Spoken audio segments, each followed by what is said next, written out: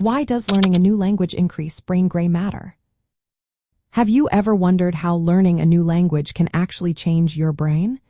It turns out this process is linked to something called neuroplasticity. Neuroplasticity is the brain's ability to reorganize itself by forming new neural connections. This is especially true when it comes to language learning. When infants and young children learn a new language, their brains are incredibly flexible.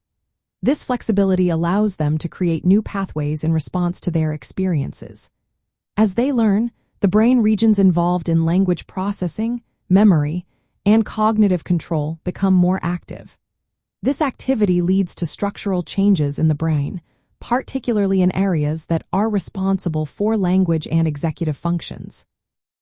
One key area that sees growth is the inferior frontal gyrus. This region helps with language comprehension and production. Another important area is the inferior parietal lobule, which plays a role in switching between languages. Managing two languages requires the brain to work harder, which is why these areas increase in gray matter volume. The timing of language acquisition is also important. When children are exposed to a second language early in life, they tend to see more significant increases in gray matter compared to those who learn later. This early exposure shapes how the brain is organized, making it easier to process language and adapt to new information throughout life. But it doesn't stop at gray matter.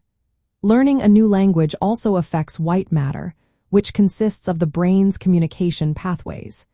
Enhanced white matter integrity means that information can travel more quickly and efficiently between different brain regions.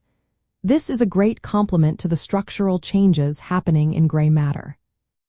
From the perspective of brain growth in infants and young children, these findings highlight the importance of early language experiences. Encouraging exposure to multiple languages during this critical period can lead to beneficial changes in the brain. Not only does this support language skills, but it also contributes to broader cognitive development, such as attention control and social cognition. In practical terms, supporting young children in learning additional languages can have lasting positive effects. Early bilingualism helps build a reserve in the brain that may protect cognitive abilities as they age. So, in essence, learning a new language increases gray matter by engaging and strengthening the brain regions responsible for language and cognitive control.